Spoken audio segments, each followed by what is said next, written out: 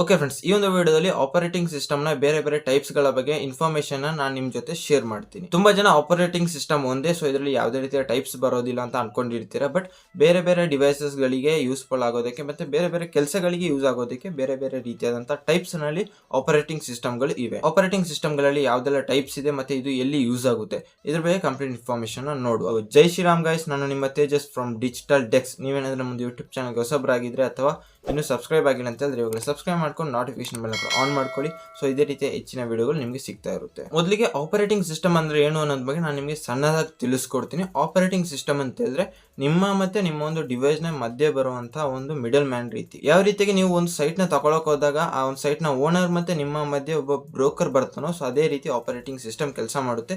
ನೀವು ನಿಮ್ಮೊಂದು ಡಿವೈಸ್ ನಲ್ಲಿ ಏನು ಆಪರೇಟ್ ಮಾಡಬೇಕು ಅಂತ ಇರ್ತೀರಾ, ಸೊ ನೀವು ಕೊಡುವಂತ ಕಮಾಂಡ್ ನ ಆ ಒಂದು ಸಿಸ್ಟಮ್ ಮುಖಾಂತರ ಆಪರೇಟ್ ಮಾಡೋಕ್ಕೆ ಇದು ಯೂಸ್ ಆಗುತ್ತೆ. ಸೊ ಸಿಂಪಲ್ ಆಗಿ ಒಂದು ಆಪರೇಟಿಂಗ್ ಸಿಸ್ಟಮ್ ಕೆಲಸ ಮಾಡುತ್ತೆ. ಸೊ ಇದ್ರ ಬಗ್ಗೆ ಹೆಚ್ಚಿನ ಡೀಟೇಲ್ಸ್ ನಿಮಗೆ ಬೇಕು ಅಂತಂದ್ರೆ ನಾನು ಆಲ್ರೆಡಿ ಕಂಪ್ಲೀಟ್ ಆಗಿ ವಿಡಿಯೋ ಮಾಡಿದ್ದೀನಿ. ಆಪರೇಟಿಂಗ್ ಸಿಸ್ಟಮ್ ಅಂದ್ರೆ ಏನು ಅನ್ನೋದ್ರ ಬಗ್ಗೆ ಲಿಂಕ್ ನಿಮಗೆ ಡಿಸ್ಕ್ರಿಪ್ಷನ್ ಮತ್ತೆ ಐ ಕಾರ್ಡ್ ಅಲ್ಲಿ ಸಿಗುತ್ತೆ, ಚೆಕ್ಔಟ್ ಮಾಡಬಹುದು.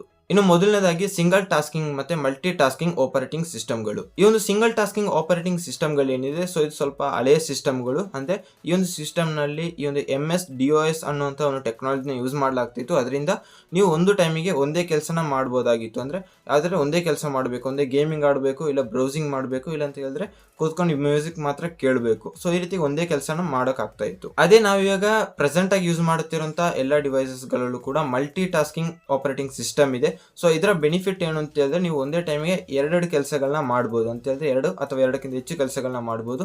ಮ್ಯೂಸಿಕ್ ಕೇಳ್ಕೊಂಡೆ ಗೇಮಿಂಗ್ ಆಡಬಹುದು ಅಥವಾ ಬ್ರೌಸಿಂಗ್ ಮಾಡಬಹುದು.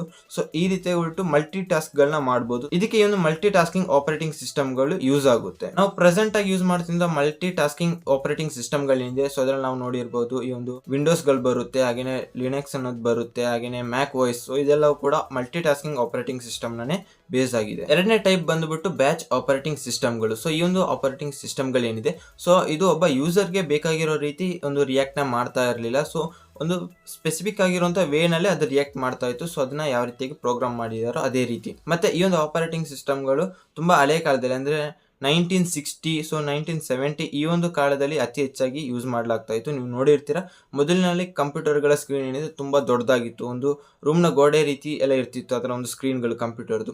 ಸೊ ಅಂತಹ ಒಂದು ಸ್ಕ್ರೀನ್ ನಲ್ಲಿ ಈ ಒಂದು ಆಪರೇಟಿಂಗ್ ಸಿಸ್ಟಮ್ ನ ಯೂಸ್ ಮಾಡಲಾಗ್ತಾ ಇತ್ತು. ಇನ್ನು ಈ ಒಂದು ಆಪರೇಟಿಂಗ್ ಸಿಸ್ಟಮ್ ನ ಯಾವ ರೀತಿ ಯೂಸ್ ಆಗ್ತಾ ಇತ್ತು ಅಂತಂದ್ರೆ, ನೀವೇನೋ ಒಂದು ಕೆಲಸ ಕೊಟ್ರಿ ಅಂತ ಹೇಳಿದ್ರೆ ಅದನ್ನ ಬ್ಯಾಚ್ ವೈಸ್ ಆಗಿಬಿಟ್ಟು ಕೆಲಸ ಮಾಡುತ್ತೆ. ಅಂದ್ರೆ first batch, second batch, third batch. So ಈ ರೀತಿಯಾಗಿ ಬ್ಯಾಚ್ ವೈಸ್ ಮಾಡ್ಬಿಟ್ಟು ಒಂದೊಂದೇ ಬ್ಯಾಚ್ ನ ಒಂದಾದ್ಮೇಲೆ ಒಂದು ರೀತಿ ಕೆಲಸ ಮಾಡುತ್ತೆ.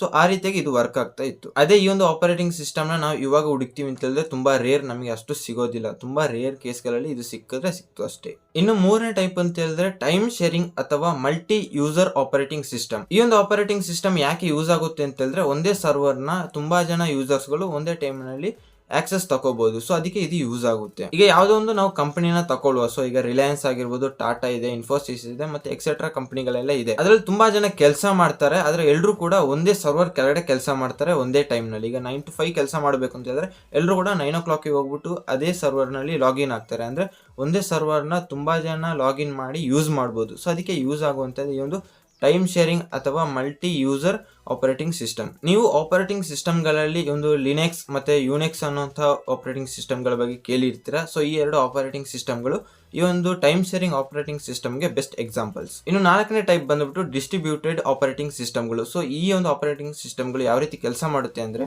4 ರಿಂದ 5 ಡಿವೈಸಸ್ಗಳು ಒಟ್ಟಿಗೆ ಕೆಲಸ ಮಾಡ್ತಿರುತ್ತೆ. ಅದೆಲ್ಲವೂ ಕೂಡ ಜಾಯಿನ್ ಆಗ್ಬಿಟ್ಟು ಒಂದೇ ಗ್ರೂಪ್ ಆಗಿ ಕ್ರಿಯೇಟ್ ಆಗಿ ಒಂದೇ ಕೆಲಸನ ಮಾಡೋ ರೀತಿ ಕೆಲಸ ಮಾಡ್ತಾ ಇರುತ್ತೆ. ಆದ್ರೆ ಅದರ ಹಿಂದ್ಗಡೆ ಪ್ರತಿಯೊಂದು ಡಿವೈಸ್ ಕೂಡ ಬೇರೆ ಬೇರೆ ಸಪ್ರೇಟ್ ಆಗಿ ಕೆಲಸ ಮಾಡ್ತಾ ಇರುತ್ತೆ. ಸೊ ನಮಗೆ ಎಲ್ಲ ಕೂಡ ಗ್ರೂಪ್ ಆಗಿಬಿಟ್ಟು ಜಾಯ್ನ್ ಆಗಿ ಒಂದೇ ಆಗ್ಬಿಟ್ಟು ಒಂದು ಕೆಲಸ ಮಾಡ್ತಾ ಇದೆ ಅಂತ ಅನ್ಸುತ್ತೆ.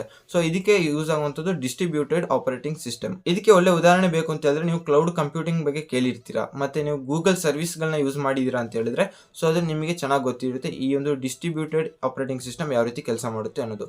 ಇದು ಬೆಸ್ಟ್ ಎಕ್ಸಾಂಪಲ್ ಇದಕ್ಕೆ. ಐದನೇ ಟೈಪ್ ಬಂದುಬಿಟ್ಟು real time operating system. So ಇದನ್ನ RTOS ಅಂತ ಕೂಡ ಕರೀತಾರೆ. ಈ ಒಂದು ಆಪರೇಟಿಂಗ್ ಸಿಸ್ಟಮ್ಗಳೇನಿದೆ, ಸೊ ಇದು ತುಂಬಾ ಕ್ರಿಟಿಕಲ್ ಆದಂತ ಸಿಚುವೇಶನ್ ಗಳಿರುವಂತಹ ಜಾಗಗಳಲ್ಲಿ ಮತ್ತೆ ತುಂಬಾ ಎಮರ್ಜೆನ್ಸಿ ಇರುವಂತಹ ಜಾಗಗಳಲ್ಲಿ ಯೂಸ್ ಮಾಡಲಾಗುತ್ತೆ. ಯಾವ ರೀತಿಯಾದಂತಹ ಪ್ಲೇಸ್ ಗಳು ಅಂತ ಹೇಳಿದ್ರೆ ಮೆಡಿಕಲ್ ಗೆ ಸಂಬಂಧಪಟ್ಟಂತಹ ಒಂದು ಜಾಗಗಳು, ಮತ್ತೆ ಒಂದು ಏರ್ಕ್ರಾಫ್ಟ್ ನ ಕಂಟ್ರೋಲ್ ಮಾಡುವಂತ ಜಾಗಗಳು, ಸೊ ಈ ರೀತಿ ಸ್ಪೆಷಲ್ ಆಗಿರುವಂತ ಡಾಟಾನ ಮ್ಯಾನೇಜ್ ಮಾಡುವಂತ ಜಾಗದಲ್ಲಿ ಆಗಿರ್ಬೋದು, ಅಥವಾ ಎಮರ್ಜೆನ್ಸಿ ಟೈಮ್ಗಳು ಅಥವಾ ಕ್ರಿಟಿಕಲ್ ಕಂಡೀಷನ್ಗಳು ಬರುವಂತ ಜಾಗಗಳಲ್ಲಿ ಇದನ್ನ ಯೂಸ್ ಮಾಡಲಾಗುತ್ತೆ. ಈ ಒಂದು ಆಪರೇಟಿಂಗ್ ಸಿಸ್ಟಮ್ ನಲ್ಲಿ ಎರಡು ರೀತಿ ಬರುತ್ತೆ. ಒಂದು ಹಾರ್ಡ್ ರಿಯಲ್ ಟೈಮ್ OS ಅಂತ ಕರಿತೀವಿ. ಸೊ ಇದರಲ್ಲಿ ಏನು ಅಂತ ಹೇಳಿದ್ರೆ ಟೈಮಿಂಗ್ಸ್ ತುಂಬಾ ಇಂಪಾರ್ಟೆಂಟ್. ಒಂದೇ ಒಂದು ಸೆಕೆಂಡ್ ಲೇಟ್ ಆದ್ರೂ ಕೂಡ ತುಂಬಾ ದೊಡ್ಡ ಪ್ರಾಬ್ಲಮ್ ಗಳನ್ನ ಫೇಸ್ ಮಾಡಬೇಕಾಗುತ್ತೆ. ಇನ್ನೊಂದು ಟೈಪ್ ಅಂತ ಹೇಳಿದ್ರೆ ಸಾಫ್ಟ್ ರಿಯಲ್ ಟೈಮ್ OS ಅಂತ ಕರಿತೀವಿ. ಸೊ ಇದರಲ್ಲಿ ಟೈಮಿಂಗ್ಸ್ ಏನಾದ್ರೆ ಒಂದ್ ಸೆಕೆಂಡ್ ಲೇಟ್ ಆಯ್ತಂದ್ರೆ ಸೊ ಅಷ್ಟು ಡಿಫರೆನ್ಸ್ ಗಳೇನು ಬರೋದಿಲ್ಲ, ನಿಮಗೆ ದೊಡ್ಡ ಪ್ರಾಬ್ಲಮ್ ಏನು ಬರೋದಿಲ್ಲ, ಸಣ್ಣ ಪುಟ್ಟ ಲ್ಯಾಗಿಂಗ್ ಏನು ಇದೆ ಸೊ ಅದು ಮಾತ್ರ ಕಾಣಿಸ್ಕೊಳ್ಳುತ್ತೆ ಸಿಸ್ಟಮ್ಗಳಲ್ಲಿ. ಸೊ ದೊಡ್ಡ ಪ್ರಾಬ್ಲಮ್ ಏನು ಬರೋದಿಲ್ಲ, ಬಟ್ ಟೈಮಿಂಗ್ಸ್ ತುಂಬಾ ಇಂಪಾರ್ಟೆಂಟ್ ಆಗುತ್ತೆ. ಆರನೇ ಟೈಪ್ ಬಂದ್ಬಿಟ್ಟು ಇಂಬೆಡೆಡ್ ಆಪರೇಟಿಂಗ್ ಸಿಸ್ಟಮ್ಗಳು. ಸೊ ಇದನ್ನ ಕೆಲವೊಂದು ಡಿವೈಸ್ ಗಳಿಗೆ ಅಂತಾನೆ ಕಸ್ಟಮೈಸ್ ಮಾಡಿಬಿಟ್ಟು ಪ್ರಿಪೇರ್ ಮಾಡ್ತಾರೆ. ಎಕ್ಸಾಂಪಲ್ ಗೆ ವಾಷಿಂಗ್ ಮಿಷಿನ್ ಇರ್ಬೋದು, ಜೊತೆಗೆ ಸ್ಮಾರ್ಟ್ ಟಿವಿ ಇರ್ಬೋದು. ಸೊ ಇದ್ರಲ್ಲೆಲ್ಲ ಯೂಸ್ ಮಾಡೋದಕ್ಕೆ ಅಂತ ಹೇಳ್ಬಿಟ್ಟು ಕಸ್ಟಮೈಸ್ ಮಾಡ್ಬಿಟ್ಟು ಈ ಒಂದು ಆಪರೇಟಿಂಗ್ ಸಿಸ್ಟಮ್ ಗಳನ್ನ ಅಂದ್ರೆ ಕ್ರಿಯೇಟ್ ಮಾಡ್ತಾರೆ. ಮತ್ತೆ ನಮ್ಮ ಒಂದು ಆಂಡ್ರಾಯ್ಡ್ ಏನಿದೆ ಸೊ ಇದು ಒಂದು ರೀತಿಯಾಗ್ಬಿಟ್ಟು ಇಂಬೆಡೆಡ್ ಆಪರೇಟಿಂಗ್ ಸಿಸ್ಟಮ್ ಗೆ ಸೇರ್ಕೊಳ್ಳುತ್ತೆ, ಬಟ್ ಕಂಪ್ಲೀಟ್ ಆಗಿ ಅಲ್ಲ. ಇನ್ನು 7ನೇ ಟೈಪ್ ಅಂತ ಹೇಳಿದ್ರೆ ಮೊಬೈಲ್ ಆಪರೇಟಿಂಗ್ ಸಿಸ್ಟಮ್ಗಳು. ಸೊ ಇದ್ರಲ್ಲಿ ನಮಗೆ ಮೇನ್ ಆಗಿ ಆಂಡ್ರಾಯ್ಡ್ ಮತ್ತೆ iOS ನೋಡಕ್ ಸಿಗುತ್ತೆ. ಎರಡು ಆಪರೇಟಿಂಗ್ ಸಿಸ್ಟಮ್ ಗಳು ಏನಿದೆ ಸೊ ಇದು ಮೇನ್ ಆಗ್ಬಿಟ್ಟು ಕಸ್ಟಮೈಸ್ ಮಾಡ್ಬಿಟ್ಟು ಮೊಬೈಲ್ ಗಳಿಗೆ ಕೊಡುವಂತದ್ದು. ಯಾಕೆಂತ ಹೇಳಿದ್ರೆ ಮೊಬೈಲ್ ನಲ್ಲಿ ಟಚ್ ಸ್ಕ್ರೀನ್ ಯೂಸ್ ಮಾಡೋದಕ್ಕೆ, ಬ್ಯಾಟ್ರಿ ಮ್ಯಾನೇಜ್ಮೆಂಟ್, ಸೊ ಈ ರೀತಿಯ ಕೆಲವೊಂದು ಕೆಲಸಗಳನ್ನ ಮಾಡೋದಕ್ಕಂತಾನೆ ಕಸ್ಟಮೈಸ್ ಮಾಡಲಾಗುತ್ತೆ ಈ ಒಂದು ಆಪರೇಟಿಂಗ್ ಸಿಸ್ಟಮ್ಗಳನ್ನ. ನಾವು ಇಷ್ಟೊತ್ತು ಮಾತಾಡಿರುವಂತ ಆಪರೇಟಿಂಗ್ ಸಿಸ್ಟಮ್ಗಳೇನಿತ್ತು ಸೊ ಅದನ್ನ ಯೂಸ್ ಮಾಡುವಂತ ಡಿವೈಸ್ಗಳೇನಿದೆ ಸೊ ಅದನ್ನ ನಾವು ಡೈರೆಕ್ಟ್ ಆಗ್ಬಿಟ್ಟು ಪವರ್ಗೆ ಪ್ಲಗ್ ಇನ್ ಮಾಡಿ ಯೂಸ್ ಮಾಡ್ತೀವಿ. ಈಗ ಕಂಪ್ಯೂಟರ್ ಆಗಿರ್ಬೋದು ಅಥವಾ ಬೇರೆ ಒಂದು ಡಿವೈಸ್ಗಳಾಗಿರ್ಬೋದು, ವಾಷಿಂಗ್ ಮಿಷಿನ್ ಆಗಿರ್ಬೋದು, ಸ್ಮಾರ್ಟ್ ಟಿವಿ ಇರ್ಬೋದು.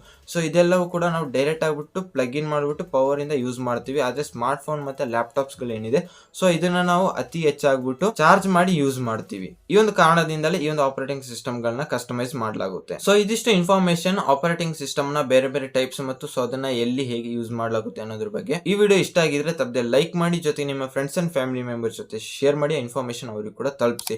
ಜೊತೆಗೆ ನೀವು ಇನ್ನೂ ಸಬ್ಸ್ಕ್ರೈಬ್ ಆಗಿಲ್ಲ ಅಂತ ಹೇಳಿದ್ರೆ ಇವಾಗಲೇ ಸಬ್ಸ್ಕ್ರೈಬ್ ಮಾಡ್ಕೊಂಡು ನೋಟಿಫಿಕೇಶನ್ ಬೆಲ್ ಕೂಡ ಆನ್ ಮಾಡ್ಕೊಳ್ಳಿ. ಸೊ ಇವತ್ತಿಗೆ ಅಷ್ಟೇ, ಸಿಗ್ತೀನಿ ಮುಂದಿನ ವಿಡಿಯೋದಲ್ಲಿ. ಜೈ ಹಿಂದ್, ಜೈ ಭಾರತ್.